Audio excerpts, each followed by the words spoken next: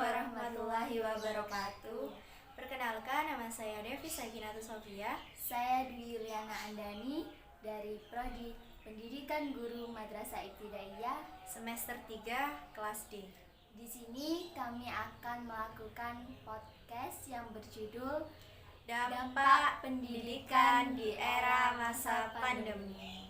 Selamat menyaksikan.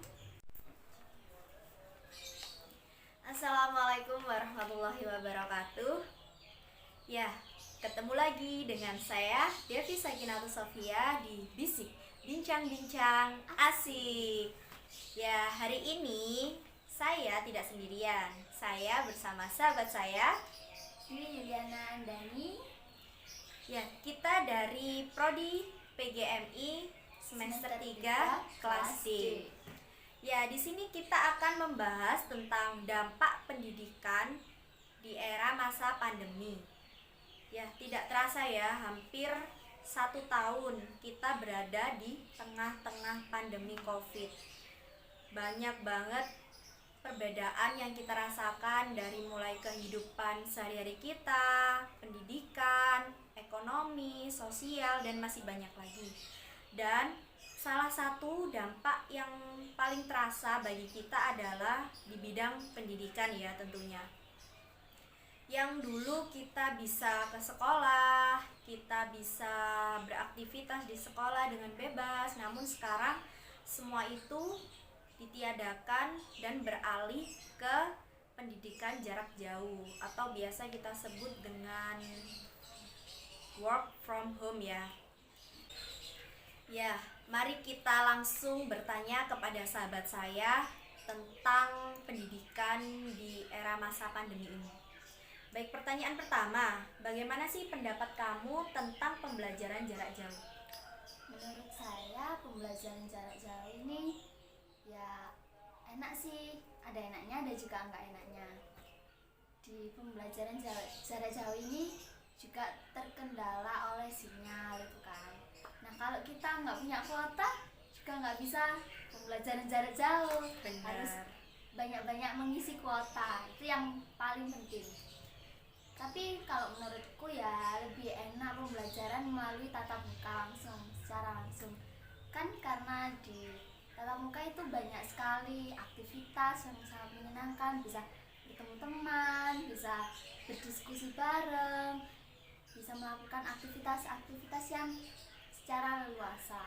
Kalau di rumah saja ya hanya memandang layar laptop atau layar gadget dan tugasnya pun semakin banyak. Benar banget, dan pasti bosen ya kita di Ya, rumah banyak terus. bosennya itu. Jelas banyak bosennya karena kita biasanya itu dari pagi jam berapa ya, kira-kira jam 8 Jam setengah 8 pun juga ada. ya, jam setengah 8 Hingga sampai sore menjelang jam- maghrib pun. ya jam 4 atau pernah kita pembelajarannya itu malam ya, Ya, pernah diganti menjadi malam. karena dosennya berhalangan di pagi harinya. Itu sih benar-benar yang kita rasakan, sampai capek, lebih banyak capeknya sih ya. Ya, lebih banyak capeknya kan karena cuman memandang layar gadget atau layar laptop gitu. Kalau Ya. menurut saya begitu. Benar banget, karena kita benar-benar seharian cuma duduk lihat laptop atau lihat handphone. Biasanya sih kita bisa melakukan pembelajaran itu ada yang pakai Google Classroom atau Ada yang melalui Google Meet, Zoom, bahkan melalui diskusi-diskusi pada WA. iya, biasanya kita gitu. Tapi kebanyakan Bahkan melalui Google Meet Google dan Meet. Zoom. itu juga merupakan tatap muka sih, cuma kurang efisien sih ya menurut kita. Ya, menurut kita kurang enak lah, dan juga banyak materi yang nggak kita pahami. Benar. Lebih paham melalui pembelajaran langsung dan tatap muka gitu kan, bisa berdiskusi secara lebih leluasa. Kalau online itu kita kadang juga malu, kadang juga nggak berani, dosennya gitu banyak yang killer, itu juga nggak terlatih buat percaya diri kalau lewat Google Meet atau Zoom. Ya, kadang kan juga ada teman kita yang rumahnya di pedalaman atau terhalang oleh koneksi internet. Nah, itu juga kasihan. Misal mereka ingin menyampaikan pendapat atau ingin bertanya tapi terhalang oleh koneksi internet, jadi mereka tidak bisa bertanya maupun berdiskusi. benar-benar. Kan juga akhir-akhir ini juga cuacanya cuaca hujan ya. Iya. Itu juga sinyalnya itu terhalang oleh cuaca. Nah, gitu ya, tadi sama sih, kita juga merasakan pasti banyak juga mahasiswa atau para peserta didik atau yang masih SD, SMP atau SMA pasti juga merasakan. Baik, kita berlanjut ke pertanyaan yang kedua.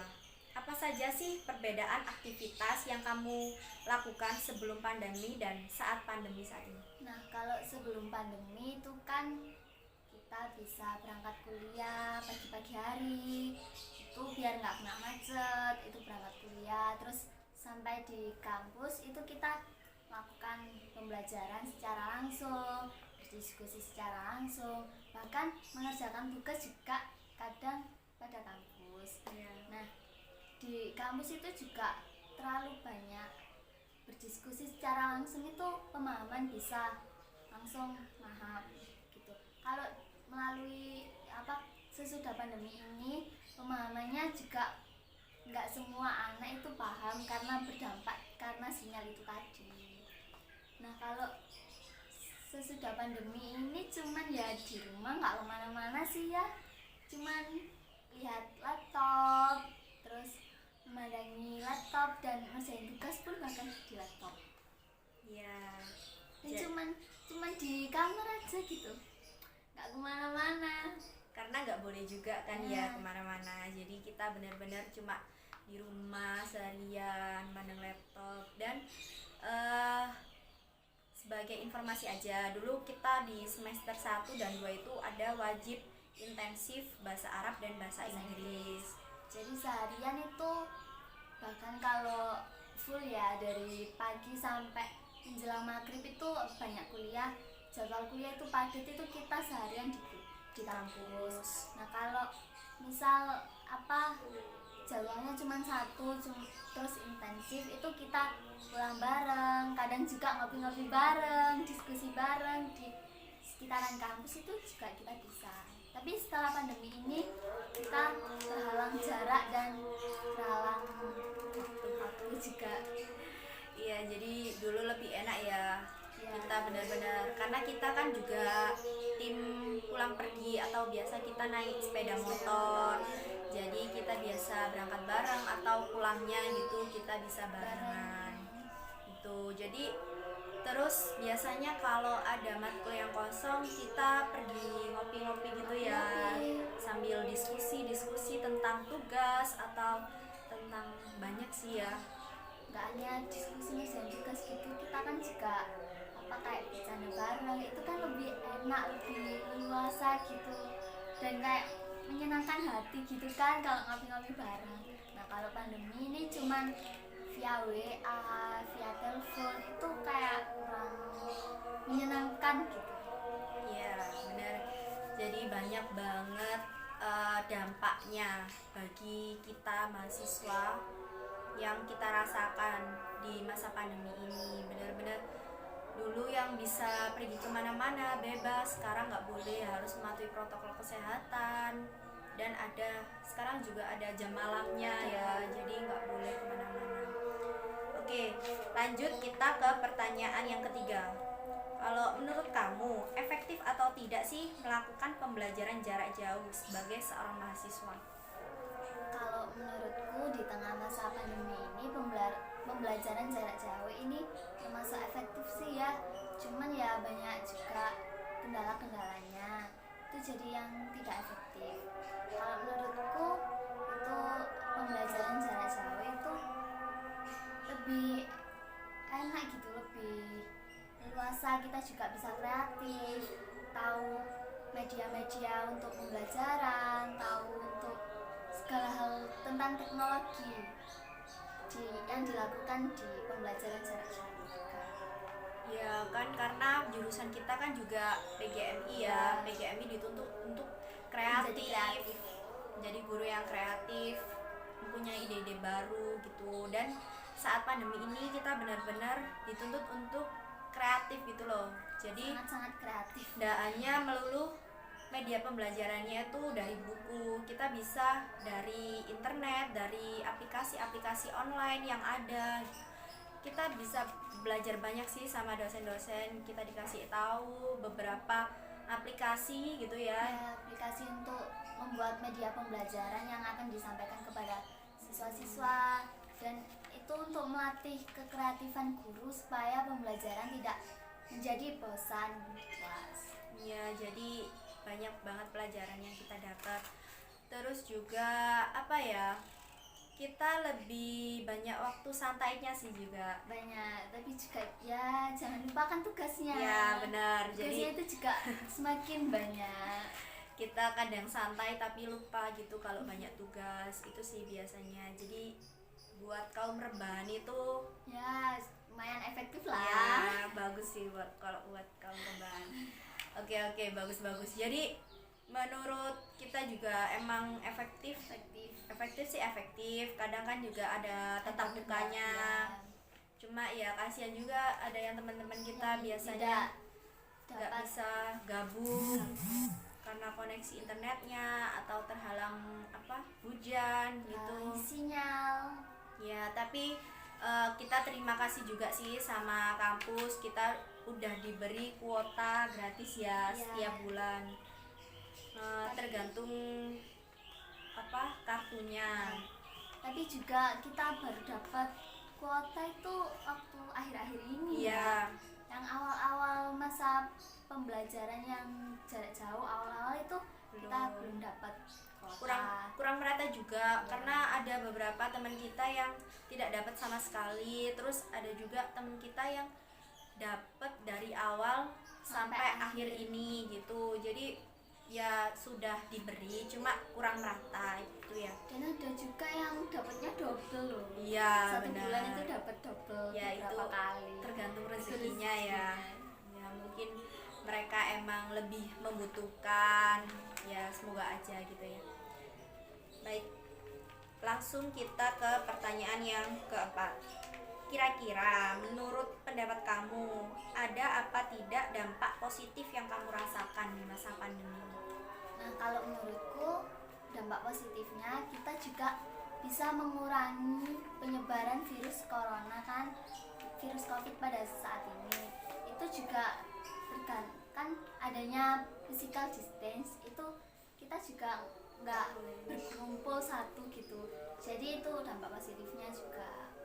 Dan kita lebih dituntut lebih kreatif sih ya, lebih kreatif tentang ide-ide hal-hal tentang media pembelajaran, strategi pembelajaran. Itu kita juga melalui pembelajaran jarak jauh itu bisa teratasi.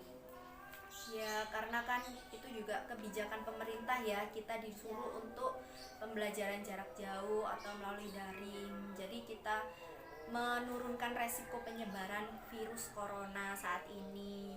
Itu juga dampak positifnya ya.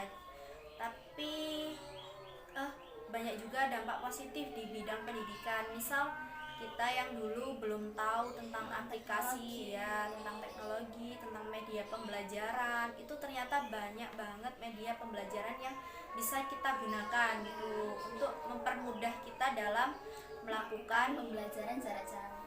Nah, kan kita juga di era 4.0. 4.0. Nah, kan kita juga generasi milenial yang dituntut untuk tahu tentang teknologi yang ada di zaman sekarang. Jadi kita juga enjoy sih lewat pembelajaran jarak jauh melalui HP, laptop gitu. Ya alhamdulillah banyak dampak positifnya mungkin ya, karena ini mungkin udah jalannya ya. Jadi kita jadi banyak bersyukur aja apa yang udah dikasih gitu ya. Terima kasih juga kepada dosen-dosen, dikasih materi-materi baru, dikasih pemahaman baru, lebih kreatif, ya. lebih meluas. Nah dulu yang kita biasanya cuma buat PowerPoint di presentasi. di apa dengan menggunakan PowerPoint biasa, tapi saat ini kita diberitahu kalau ada aplikasi yang bisa Presentasi yang lebih baik. iya, jadi kita bisa menampilkan PowerPoint tetapi bisa menampilkan Diri kita iya juga, wajah kita kan? juga. Jadi itu baru sih buat kita ya. Terus juga ada gitu aplikasi yang memudahkan kita dalam pembelajaran matematika ya, yang baru kita pelajari kemarin. Teknologinya yang semakin Canggih. Baik. Kalau tadi kan membahas tentang dampak positifnya gitu ya. Terus untuk dampak negatifnya itu apa saja? Apakah lebih banyak dampak negatifnya dibanding dampak positifnya tadi? kalau menurut saya dampak negatifnya itu ya lebih menghabiskan uang untuk beli kuota. Ya, Untuk benar. kuotanya itu sehari itu bisa sampai 2 sampai 3 giga untuk melakukan Google Meet, Zoom, bahkan diskusi lewat WA itu bisa mencapai beberapa giga untuk dalam satu hari. Nah, kalau 1 bulan setiap hari itu kan juga lebih menghabiskan kuota, banyak kuota gitu. Banyak ya. Nah, kita kan juga ada juga yang teman-teman dari luar kota, terus yang di pedalaman-pedalaman, dan sinyalnya itu juga tidak nyambung gitu, tidak mendukung. Terkadang juga ketika hujan itu Iya. juga sinyal itu jadi terputus, jadi tidak nyambung, tidak bisa gabung Google Meet, tidak efektif kan juga. Nah, kadang juga kayak pembelajaran dari jarak jauh itu banyak mahasiswa juga yang malu bertanya, tidak berani bertanya, kadang juga terhalang sinyal. Ya, seperti yang sudah kita bahas tadi ya, ada yang udah berniat ingin bertanya atau berpendapat tapi karena sinyalnya Tidak mungkin mendukung, jadi terhalang. ya banyak juga sih. Terus dampak negatif lainnya tuh dalam hal ekonomi, dalam hal sosial, kita jadi lebih ke individualisme ya. Benar. Karena lebih banyak waktu di rumah, terus cuma lihat laptop atau HP, itu kan merupakan sifat individualisme. Sebenarnya kan lebih baik kan kita punya sifat kayak sosial ke masyarakat. Jadi karena COVID kita diputus hubungannya, nggak diputus sih, cuma Cuman dipisahkan oleh Benar. jarak. bener. Terus juga karena COVID ini kita bener-bener jarang ketemu ya. Jarang sekali. Kita cuma ketemunya ya Ya, satu kota yang rumahnya ya dalam satu kota itu masih bisa bertemu 1 bulan sekali atau berapa minggu sekali. ya Bisa kita ketemu. juga, tapi kita mematuhi protokol kesehatan juga ya sebelumnya. Terus juga kan kemarin itu bulan Oktober ya, Oktober November. Desember itu penurunan angka COVID itu sudah mulai menurun. Tapi untuk saat ini kembali menaik lagi. Jadi lebih dibatasi lagi saat ini. Nggak tahu ya kenapa, atau mungkin karena banyak orang-orang yang meremehkan atau udah yang merasa itu COVID itu udah hilang atau udah gimana. berkurang.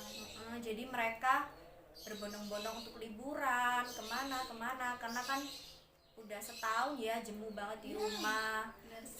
seharian di rumah. Jadi mereka mungkin menghabiskan waktu liburan ke Bali, ke mana, jadi tanpa mematuhi protokol kesehatan. Itu mungkin ya yang membuat angka kenaikan COVID semakin meningkat lagi gitu ya. Itu sih dampak-dampaknya ya, dampak negatif, dampak positif yang kita rasakan sebagai mahasiswa di bidang pendidikan saat ini gitu. Sebenarnya masih banyak lagi ya dampak-dampaknya. Terus apa ya, Sangat berdampak pada kehidupan sehari-hari lah.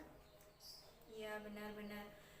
Terus ya kita berharap aja semoga di tahun ini COVID udah mulai menurun, terus di tahun ini juga kita bisa melakukan pembelajaran secara langsung. iya, kita tetap muka karena udah kangen banget sih sama teman-teman yang ada di luar kota gitu, yang mereka nggak bisa ke sini karena mereka juga takut gitu loh ke Surabaya, karena kan Surabaya kan juga merupakan kota dengan angka Angka eh, COVID yang sangat tinggi, ya benar banget. zona hitam.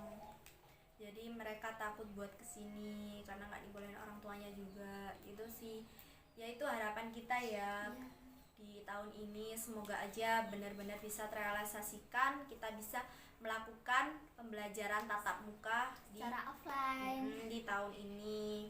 Dan juga kita bisa praktek melalui sekolah-sekolah. Ya, karena Secara sebenarnya langsung. di semester ini mata kuliah kita itu banyak yang Praktek ya di banyak yang sekolah mengharuskan praktek banyak, karena kan mata kuliah kita ada yang tentang media pembelajaran, strategi pembelajaran, seni budaya. perencanaan. Iya, sebenarnya itu di semester ini seru-seru ya. Seru-seru. Kita bisa melakukan praktik secara langsung kalau misal nggak ada pandemi COVID ini. Tapi karena kan pandemi COVID, jadi semuanya serba Serba online. online. Kita praktek pun online gitu ya, Online. sendirian. Bahkan kita tidak ada Fesnas loh. Kan Iya. seharusnya ada Fesnas. Pagelaran ya, bukan Fesnas. Iya, pagelaran. Pagelaran seni itu kan biasanya dari semester 3 itu ada pagelaran seni. Kan kita juga ada matkul seni budaya ya. Jadi ya ada pagelaran seni. Tapi karena pandemi ini jadi tidak ada pagelaran. Sayang sekali. Dan jadi dibebankan ke tugas. Individu. Iya, kan sebenarnya pagelaran itu untuk Berkelompok. itu apa namanya, UAS. Ya, tugas Untuk berkelompok. tugas UAS gitu ya. Jadi bisa berkelompok. Tapi karena pandemi ini Jadi individu tugasnya. ya, dan Sedih semakin sekali. menumpuk ya, karena kan kita juga dituntut untuk membuat tarian, terus musik, drama, Dwi Marta, Trimarta gitu, dan masih banyak lagi. Terus ada juga mata kuliah penjas. Penjas itu seharusnya itu kalau offline itu lebih asik lagi. Ya, jadi bisa main sama teman-teman. Karena kata bapak dosennya juga itu sebenarnya kalau Ada. semester 3 itu ada outbound Outbound, ya. ada outbound di akhir semester.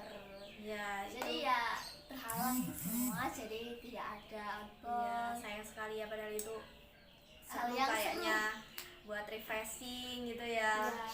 Iya, jangan lupa waktu semester 2 kan seharusnya itu ada perkemahan yang kedua, namun Iya, karena Tidak. pandemi terlaksana kita semester 2 itu masuk cuma 2 beberapa bulan, iya 2 cuma bulan 2 bulan saja. langsung libur. Sebenarnya Nggak libur libur. ya, sebenarnya libur awalnya, lalu Ya, libur ada pandemi ini jadi libur terus sampai sekarang.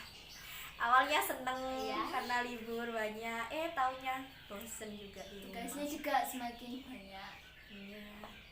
Ya, itu tadi perbincangan kita bisik ya, bincang-bincang asik bersama sahabat saya, Ana. Baik, untuk perbincangan kali ini saya cukupkan sampai di sini. Mohon maaf kalau ada salah kata maupun perbincangan yang kurang baik atau kata-katanya kurang baik. Mohon maaf yang sebesar-besarnya. Wassalamualaikum warahmatullahi wabarakatuh. Terima kasih.